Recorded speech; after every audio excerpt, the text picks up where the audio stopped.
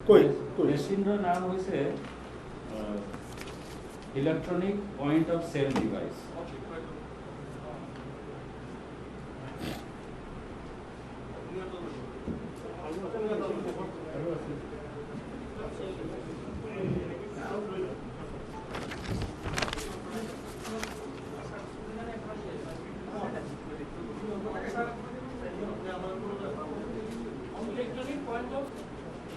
Electronic point of sale device.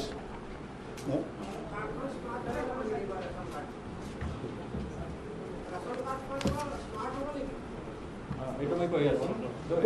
Electronic point of sale device ইয়াতে Aadhaar অথেন্টিকেশনৰ facility আছে biometric এইটো আপুনি যেটো চাইছে ইয়াতে আপুনি বায়োমেট্ৰিক অথেন্টিকেশন কৰিব পাৰে আধাৰ লগত এইটো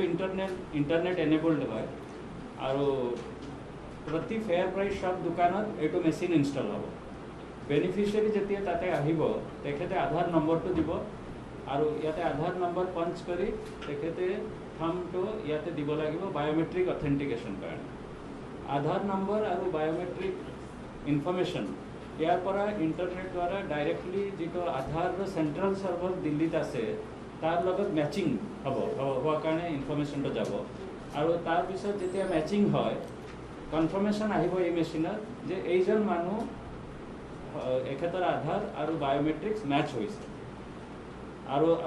যেটো পুৰা দেশত যেটো ফেয়াৰ प्राइस যেটো আমাৰ ৰেশন কাৰ্ডৰ ইনফৰমেশন ইয়াতে স্টোৰ হৈ থাকিব because it is internet enable পুৰা দেশত যিমান ৰেশন কাৰ্ড ইনফৰমেশন আছে সব ইয়াতে স্টোৰ হৈ থাকিব তো এইখিনি যেতিয়া অথেন্টিকেশন সাকসেস হ'ব তাৰ পিছতে এই মানুহজন ৰেশন ল'ব পাৰিব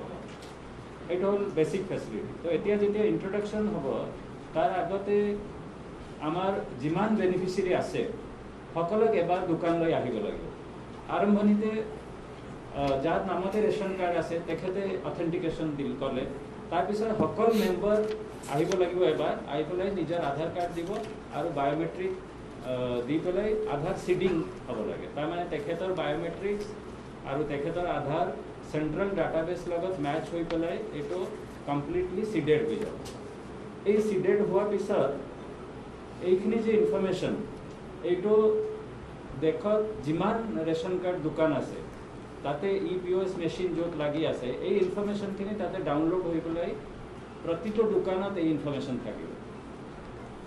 তাৰ পিছত এজন মানুহ সপোজ ইয়াৰ পৰা কেৰালালৈ গৈছে কাম কৰিবলৈ তো তেখেতে তাতে যিটো ৰেশন কাৰ্ড দোকান আছে তাত গৈ পেলাই বায়োমেট্ৰিক্স আৰু আধাৰ কাৰ্ড দ্বাৰা অথেন্টিকেশন কৰি পেলাই ফুডগ্ৰেড তাৰ পৰা পাব পাৰে এনেকৈ হ'ব পাৰে যে তাৰ পৰা পাৰ্টলি তেখেতে নিজৰ কাৰণে নিলে আৰু বাকি সপোজ 25 কেজি পৰা 10 কেজি তেখেত নিলে আৰু ইয়াতে ফ্যামিলি অসমত আছে কাৰণ এই যে 10 কেজি লৈছে এই ইনফৰমেশনটো বি মেচিনত থাকিব ইয়াতে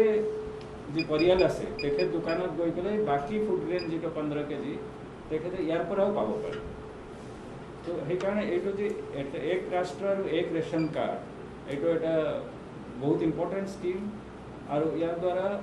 আমাৰ মাইগ্ৰেন্ট ওয়াৰ্কাৰ আৰু তেখেতৰ পৰিয়ালসকল বেনিফিট পাব পাৰে ইয়াতে আৰু এটা ইম্পৰ্টেন্ট পইণ্ট আছে এই যে মানে দেখা গৈছে যে যত এইটো স্কিম ইমপ্লিমেন্ট হয় যদি কোনোবা মানুহ ৰেশন কাৰ্ডত নাম আছে কিন্তু একচুয়ালি মানুহজন নাথাকে তেতিয়াহ'লে ইয়াতে এইটো ইমপ্লিমেন্ট হোৱাৰ লগে লগে এইখিনি গম পোৱা যাব আৰু এই নামবিলাক কাটি দিব পৰা যায় আমাৰ ৰেশন কাৰ্ডত দেখা গৈছে যে যত মানে এই স্কিমটো ইমপ্লিমেন্ট হৈছে अराउंड 10 to 15% মানুহ যিবিলাক মানে বোগাস ৰেশন কাৰ্ড থাকে বোগাস মানুহ থাকে মানুহ নাথাকে কিন্তু নাম থাকে এইখিনি এলিমিনেট হৈ যায় আৰু 10 to 15% নতুন যিবিলাক এলিজিবল বেনিফিচিয়াৰী হয় তেখেতক ৰেশন দিয়াৰ ব্যৱস্থা কৰিব পাৰে ইয়াতে আমি যেটো সিস্টেম অসমত লোৱা হৈছে এটো এটা সিস্টেম ইন্টিগ্ৰেটৰ মডেল লোৱা হৈছে সিস্টেম ইন্টিগ্ৰেটৰ 5 বছৰৰ কাৰণে তেখেতে এই মেচিনটো ফেয়াৰ প্ৰাইস শ্বপত ইনষ্টল কৰি মেইনটেইন কৰিব লাগিব এন্ড 5 বছৰ পিছত এই অ্যাসেটখিনি আকৌ ষ্টেট গভৰ্ণমেণ্ট লৈ ঘূৰি আহিব তেতিয়া ষ্টেট গভৰ্ণমেণ্ট এটো তাৰ পিছতে মেইনটেইন কৰিব আৰু সিস্টেম ইন্টিগ্ৰেটৰ যেতিয়া এটা ট্ৰানজাকশন হয় ইয়াতে যেটো ট্ৰানজাকশন হ'ব সপোজ এই মানুহজন এটা অথেন্টিকেশন হল আৰু তেখেতে 25 কেজি চাউল নিলে এই ইনফৰমেশনখিনি আমাৰ সেন্ট্ৰাল গভৰ্নমেন্টৰ যেটো অন্ন বিতৰণ পোর্টাল আছে এই পোর্টালত এটা রিফ্লেক্ট হৈ থাকে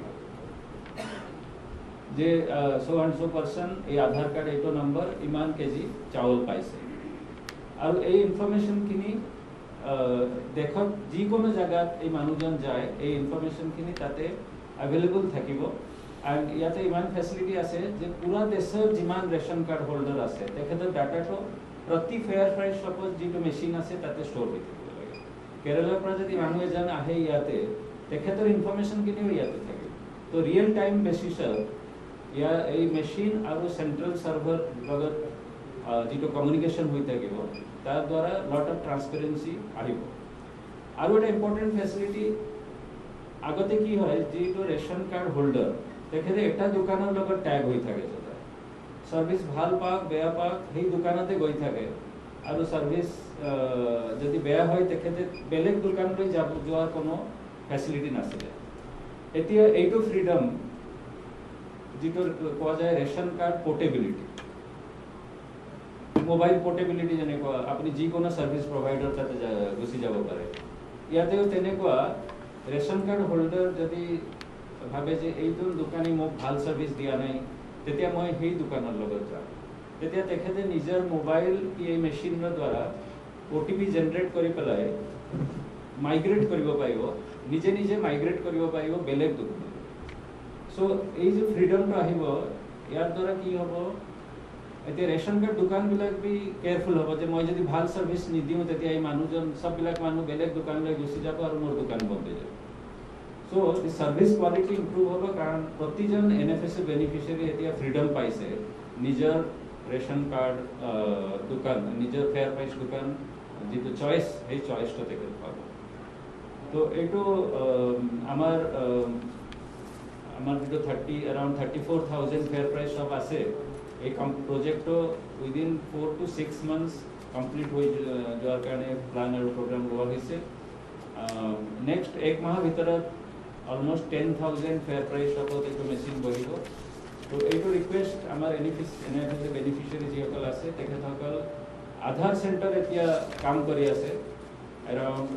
4,500 আধাৰ সেন্টাৰ্স পুৰা অসমত কাম কৰি আছে আমাৰ বেনিফিচিয়াৰী সকল নিজৰ নিয়াৰেষ্ট আধাৰ সেন্টাৰলৈ গৈ আধাৰ কাৰ্ডটো জেনাৰেট কৰিব লাগে আৰু য'ত আধাৰ কাৰ্ড আছে আৰু আমাৰ এই মেশিন বহি আছে और आमार जो ऑफिस আছে তাতে তেখেতসকল আধাৰ নম্বৰটো দিব পাৰে अदरवाइज মেশিন যেতিয়া বহিব তেতিয়া এই মেশিনৰ দ্বাৰা তেখেতে আধাৰ সিডিং কৰিব পাৰিব সো দ্যাট তেখেতৰ ৰেশন কাৰ্ড আৰু আধাৰ মাজতে যেটো লিংকেজ এস্টাব্লিশ হ'ব লাগে সেইটো যেনেকুৱা হৈ যায় টাইমলি মানে নাই ৰেশন কাৰ্ড যেটো আছে কাৰণ এতিয়া ৰেশন কাৰ্ড আমাৰ কম্পিউটাৰাইজড আছে ৰেশন কাৰ্ডৰ এটা নম্বৰ থাকে ইয়াৰ আগতে 100% computerization of ration card already অসমত কৰা হৈছে পুৰা দেশত বি হৈছে throughout the country আমাৰ integrated management of public distribution system এইটো এটা project চলি আছিল last 5 years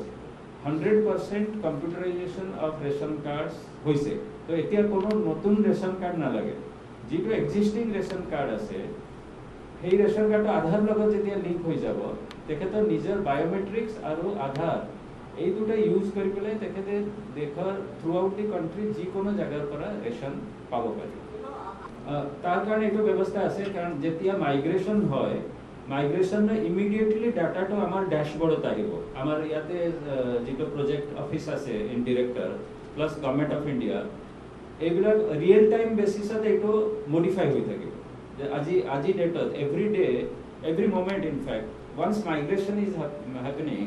ইমিডিয়েটলি ডাটা খিনি রিফ্লেক্ট হৈ থাকিব তেতিয়া আমাৰ director immediately day to day বেসিসত গম পাই থাকিব যে কিমান মানুহ কোনটো দোকানৰ পৰা কোনটো দোকানলৈকে গৈছে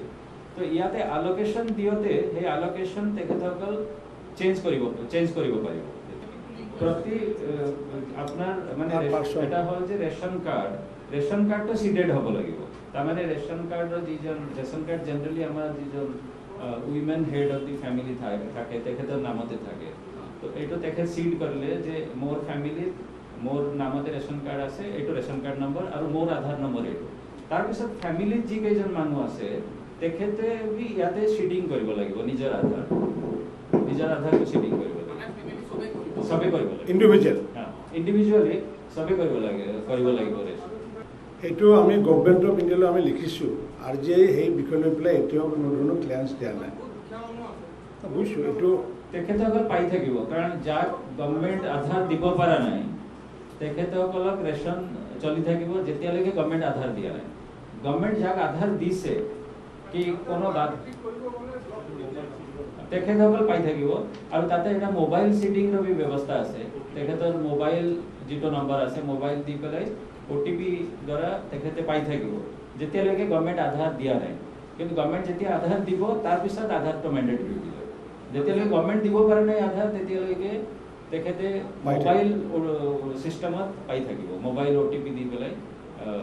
চাউল পাই থাকিব নে আইৰিছ ফেচিলিটি বি আছে আইৰিছ ফেচিলিটি আছে বাট এইটো প্ৰব্লেম আধাৰ যেটা আমাৰ চেণ্টাৰবিলাক আছে তেখেত টেকেল কৰিব পাৰে আৰু য'ত এই প্ৰব্লেমটো হৈছে আইৰিছ বি ইউজ কৰি পেলাই তেখেতে বায়োমেট্ৰিক অথেণ্টিকেশ্যন এষ্টাব্লিছ কৰিব পাৰে